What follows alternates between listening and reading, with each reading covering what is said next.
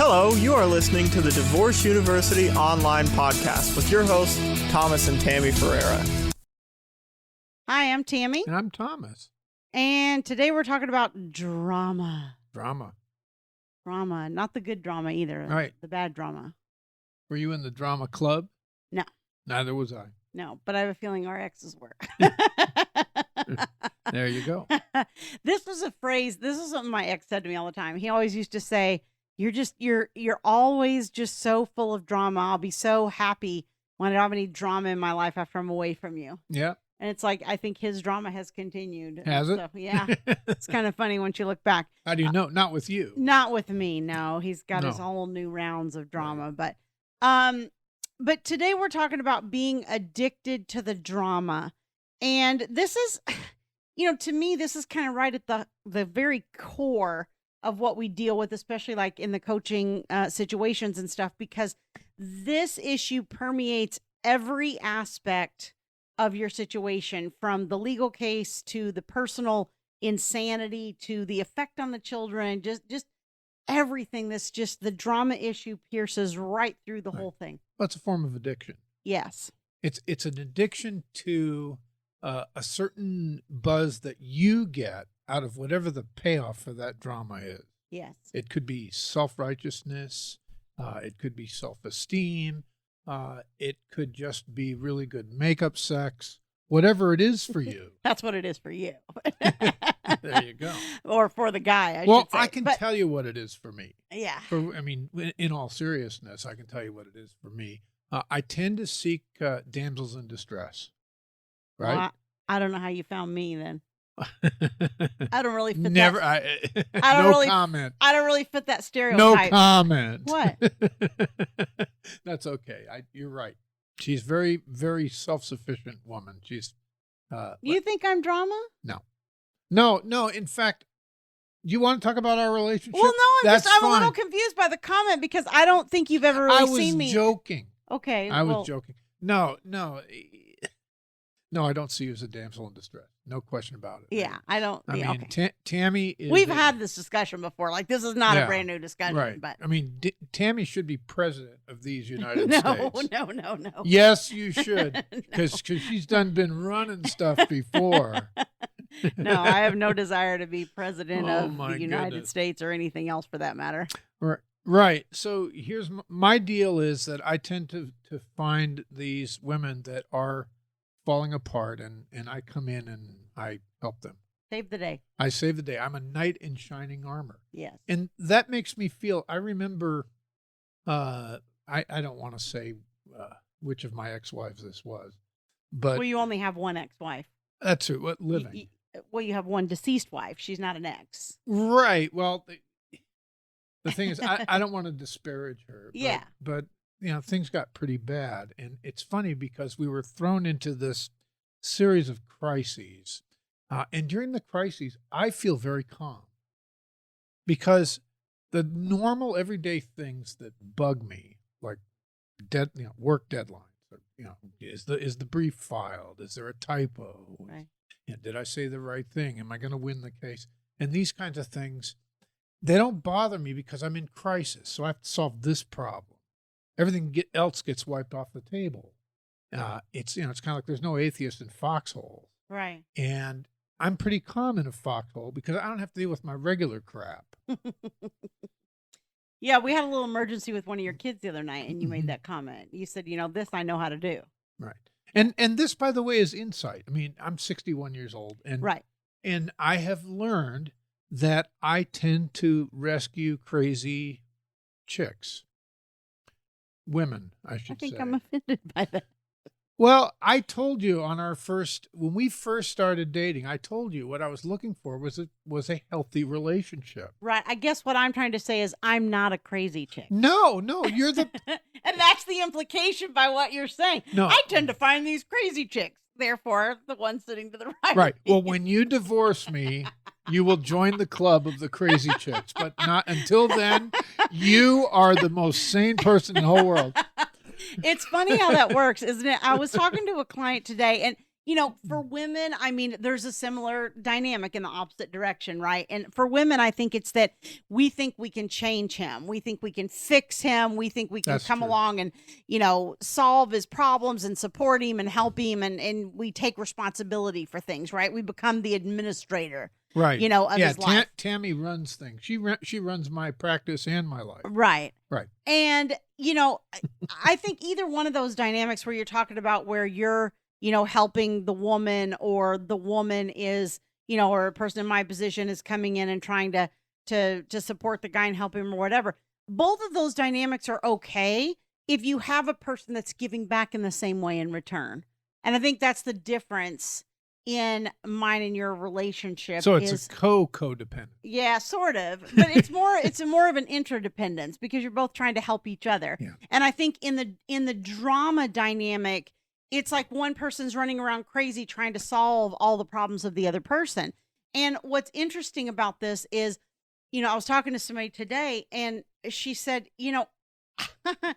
I never saw. She's like, as I'm getting distance from it, I'm seeing more and more and more how that pattern applied to me. But when I was married or in the thick of, the breakup, I couldn't see that dynamic of what was transpiring in the relationship. Right. But she said, now I look back and I think, holy cow. Right. There you go. Right. Yeah, it's kind of like a few weeks ago I had a guy call. He didn't hire me, and we got into this conversation about how his ex-wife thinks he drinks too much. And I said, well, how often do you drink? Well, go more than a couple, 3 beers a day, and then sometimes I like to have stuff on the weekend. But I'm not an alcoholic. I can stop at any time. And I said to him, sir, it sounds to me like you should be in AA. Oh, no, I can stop anytime. But it's that same thing you're talking about. It's, when you're in the middle of it, you can't see it. Right. It takes somebody that's not you to see it. Yeah. And, I guess what I was trying to say by saying like if the other person is a giver, it's okay. I mean, what I'm trying to say is like, it's not that you don't still have those knight in shining armor tendencies, or that I don't still have those tendencies to come along and help the other person or whatever. Right. It's just that to keep their life from falling into chaos. Right. But we're not in this dynamic where the other one of us is non-functional without that person, or one of us is taking advantage of the other person. That's true. I think there's a balance there of, I don't want to say that just because you're kind or helpful or helping the other person that there's automatically, a problem. But this is a different kind of dynamic. This is what it looks like. Right. You sacrifice your own mental health and well-being and well-being at the altar of their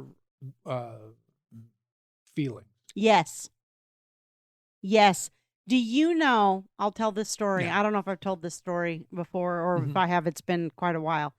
On my oldest son's 4th Christmas, so this would have been in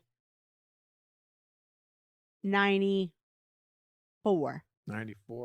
Christmas 1994. Now this is how emblazoned on my brain this is. That was okay. Back when I was relatively young. Yes, me too. Yes. Me too.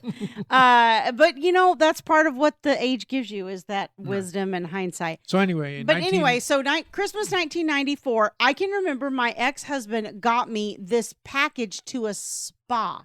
Yes. Okay. A gift that most women, if Thomas got me, would be thrilled to have this several $100 spa package where I could just go spend the day at the spa, getting all my,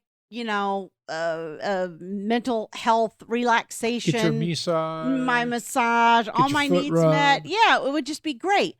All the jobs I do. I exploded. Yeah. I was so angry at him. I said, do you even know me? I've never even been to a spa. What is wrong with you?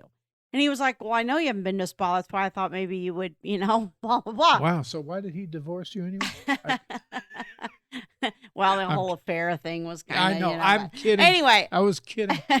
But anyway, I had an explosion because I didn't, at that age in my life, and Mhm. I mean, let's put this in perspective. I was, in 1994, I was Yeah. 24 years old. Right. Not great at self-care. Not great at self-care, not great at understanding the dynamic of what was happening.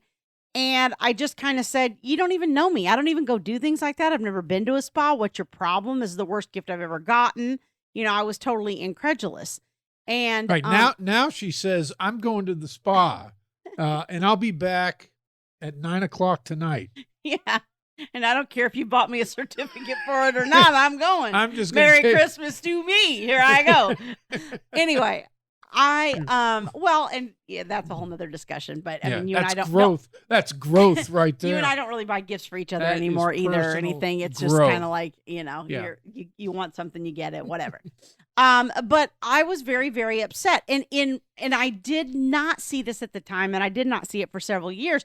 But in retrospect, I understand that one of the reasons that I had that reaction is because I had no clue how to put my own care first. Right. To me, that felt selfish. It Right. felt like he was asking me to do something selfish and be this person that I didn't see myself as. Right. Because it was kind of like, what? You got me a spa package? I'm not one of those selfish, prissy women that go to spas. Right. Should have got me a vacuum cleaner. I don't know if I wanted a vacuum cleaner, but but it's not true that you're selfish or prissy just because you go to a spa. I go to a spa all the time now.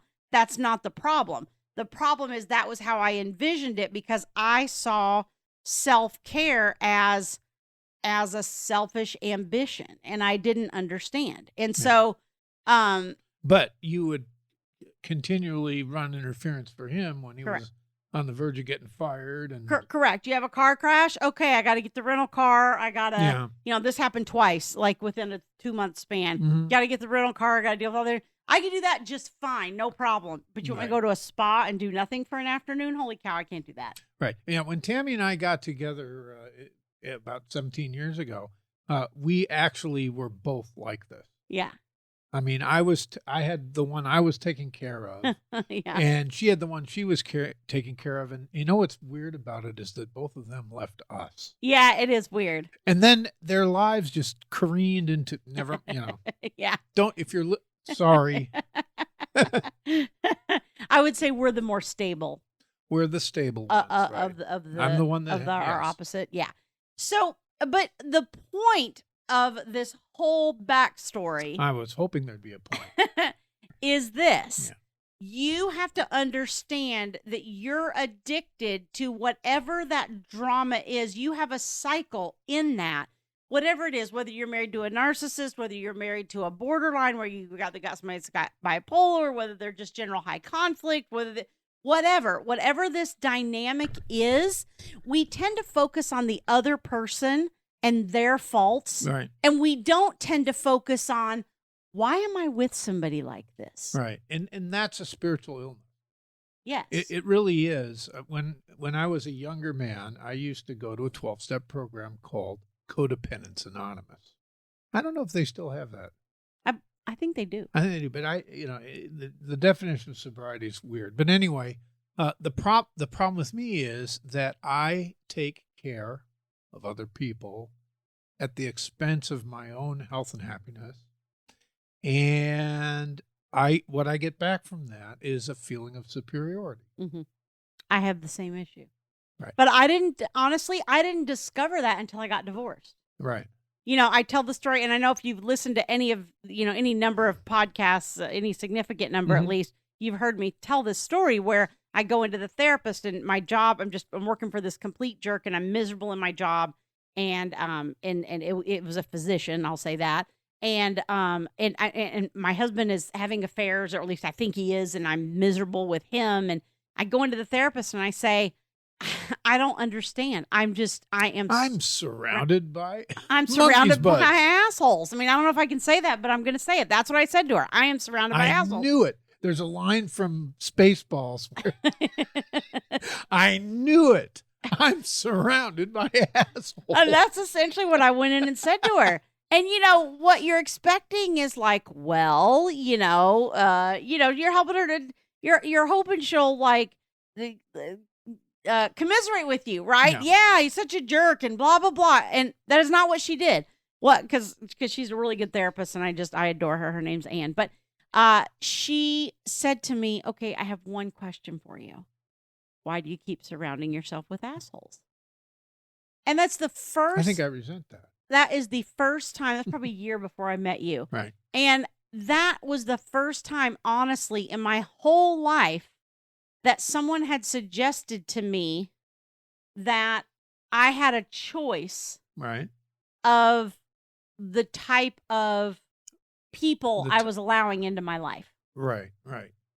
You know, because right before it was whoever needed you the most was the person that you. I mean, I think growing up, it's just family was really ingrained, and you don't choose your family, and that was kind of, you know, and then you're young, and you kind of have this idea of a soulmate and love, and the person you're meant to be with, and you know all these things, and we you know, when we're young, we think more about fate and destiny and all this stuff, and you just kind of, it doesn't dawn on you that like, oh my gosh, I have some measure of control over this.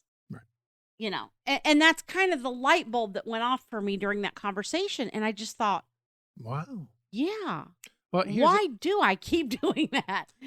Healthy people attract healthy people into their life. Right. So if you get well emotionally, you're gonna attract a higher caliber of person into your life. You know, more sane people, better mates, better employers, better friends. And that's what started to happen for me. Right. Yeah. That's exactly what started to happen. I love Tammy's friends. She has great friends. I love Jerry Wilson in particular. She's my favorite. I've always been pretty good at friends and surrounding myself with good people in that way. But, you know, definitely the employment thing has been difficult because I've tended to, you know, when I was younger, I tended to put myself in subordinate positions, right? Where I was supporting someone else instead of me being the you know, the driving force or whatever. And I mean, there's some of that with me and you. I do some level of support for you and all that kind of stuff, but there's a lot of things in our practice that are very collaborative, that are very much just me and you as a team. Kind of like doing a podcast. Kind of like that. Yeah. This isn't like either one of us being in a support role. It's kind of like this doesn't work without the other one. Yeah. It's a two-part thing, you know, and it takes both pieces. Well, let me talk though about the people that we're talking to, because all of y'all are doing this. Right. Okay. And Tammy tells me this story about how she's got these girls, and these guys are able to, even though they're separated, spin them into a tizzy. Even though they don't have, they've been ordered to communicate. I'm talking parents, for heaven's sake. Right. And the guy can still push her buttons. Yeah. Yeah. And it's subtle. It's subtle. And they know you very well. They know you inside out, right? This has been your mate. I know how I could push her buttons. I'll tell you what. I've been with you for 15 years. You said 17 earlier. Yeah, but I've been with you for 17. I've been married to you for 14. Right. So. Right. However long it is. It'll be 14. What are you arguing with me for? It'll be 14. 14 anniversary's coming. You know up. what she hates? Being any insinuation that she's controlling. Yes, drives her nuts. I do hate that. Although I do recognize that I'm a control freak, but there's certain areas that I don't like that applied to. But you know what happens is usually as you get more emotional distance from the situation, you can start to see what you're getting out of it. And that's really when my own recovery started. And you know, I was in therapy for about a year working on this before me and my ex-husband separated, and then probably another year before you and I, you know, met and were together. For me, so it was medication. So it was about 2 years of really trying to figure out what is my own payoff. Right. And why do I keep surrounding myself by this type of person? And what in it, in my self-esteem or whatever, makes me feel like I'm not worthy of somebody that is not going to treat me that way. Right. And I'll tell you what my buttons are that they can push. You know, don't tell me that I'm a bad provider or a bad father or that I'm lazy. And these are all things that come from childhood and I've spent years working on. But these are ways that the sicker women in my life have been able to manipulate me by being able to throw me off kilter with these and throw me into a rage, essentially, by implying that I don't do enough. Okay. What do you mean I don't do enough? I don't like you in a rage. Why would they try to throw it? I don't really like you in that state. Oh, goodness. I try to avoid it at all costs. I like me better when I'm with you. How's that go? But and that's what they do, right? Is they find your hot buttons, they push them, and then and in the beginning, especially, a lot of us are reactive to this at the beginning of the divorce on both sides, the men and the women. And so when you start getting reactive, then they go, oh, look, she's crazy. Right. And I think this is going to come out a little sexist, and I don't mean it to, but I think especially women get painted with that brush a lot. I think, well, I shouldn't say that. It's a different type of thing. With women, we're painted as being hysterical, right? When men get angry, it's that he's got an anger management problem. Right, he's violent. He's violent, right? He's violent, she's crazy. Yeah. And that's the brushstrokes with which and we what get she painted. does is violent, but it's emotionally violent. It's emotionally violent, yeah. And usually, we're all when we're in this pattern, we're all doing violence. Right. It's just different types. But yeah, you can call it manipulation, call it what you want. You don't feel happy when somebody's doing that to you. Right. It cuts you. Right. And most of the time in relationships, there is one person that tends to be that emotionally violent person. Yes. And the other person tends to be the person that's coming along and cleaning up the messes. They tend to be the stable one. They tend to be the one that's keeping the day-to-day. That's like, managing the kids and being and we've seen that be the man and we've seen that be the woman. Like you've seen that both directions.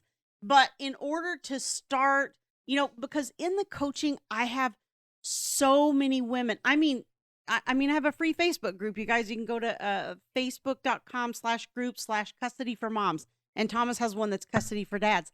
And I have hundreds of women in this free Facebook group that I run.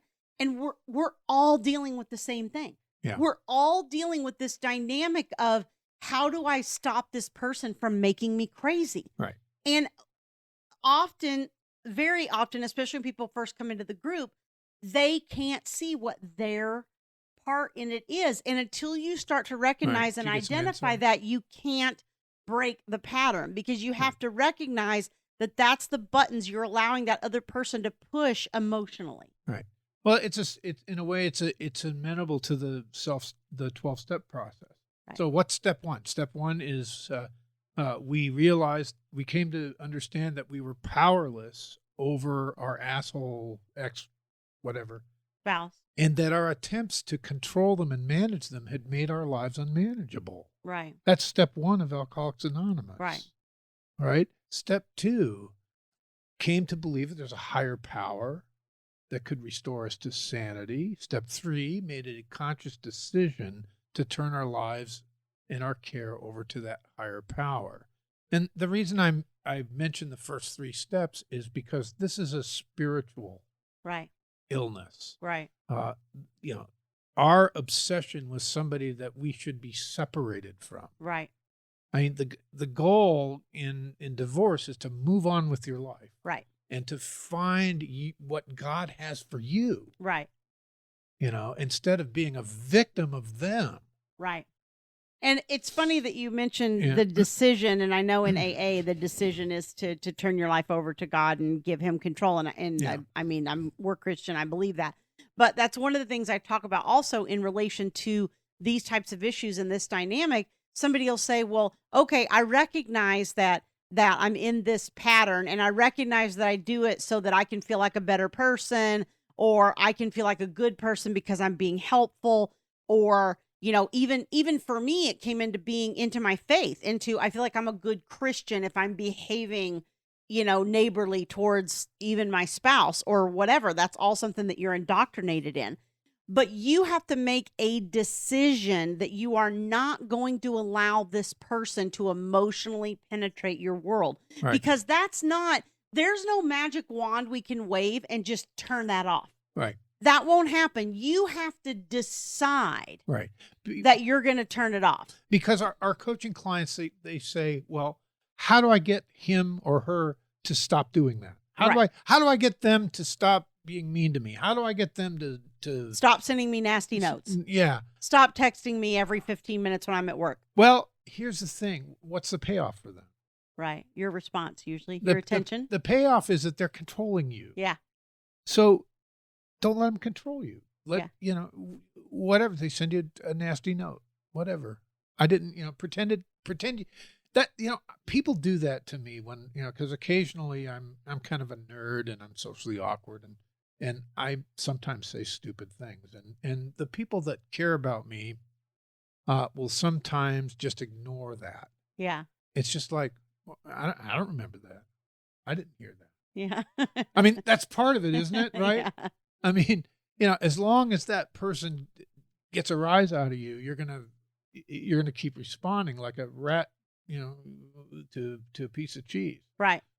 And what I tell people is you have to start to create a gap between, the worst thing you can do if you're in the beginning, especially, and you're emotional or you're still in that state where they have a lot of ability to manipulate your emotions, you have to find ways to spread the gap, the timeline between the time you get a message or a communication and the time you respond. That's good advice. Because if you respond anytime within that first couple hours, I mean, sometimes it's an emergency and you need to, but if it's not, don't. And I think that's one of our biggest urges is we just want to give them a piece of our mind. We want to fire back or say that smart aleck thing. Yeah, or whatever it is. And that's when you make some of the biggest mistakes. That's right. That's when you make some of the biggest mistakes. Yeah. Count to 10, take a deep breath, type out the message, let it sit for a couple hours. Send it to your coach. Yeah. Give your emotions time to, if you can feel that feeling in your blood. We all know what that rush, feels like. that tingle in your tummy, that yeah. If you feel that, you should not be answering a message. Yeah, that's when you go to the spa or to the movies or stop what you're doing. Get coffee with a friend. And do something that reorients you to what God wants you to be. Right. Whatever that is. Right. Right. Because otherwise go surfing. They're controlling you and your response. Yeah.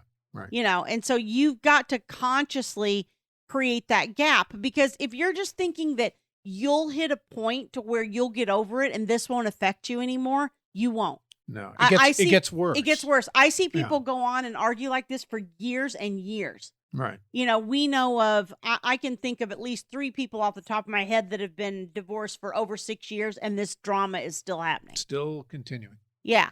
And so if you don't start to deal with your own patterns around this and the reasons that they happen, and start purposefully, intentionally, through your decisions, creating tools that give you the ability to respond differently, like the timelines and the gap, and exploring why you're doing it and what the payoff is for you, and all those kinds of things, you're going to continue in that pattern. I mean, think about it. Is the purpose of your life to sit around being miserable and angry about what somebody else is saying or doing? Right. Is that your purpose? Right. No. Or is is your purpose to raise great kids? Right.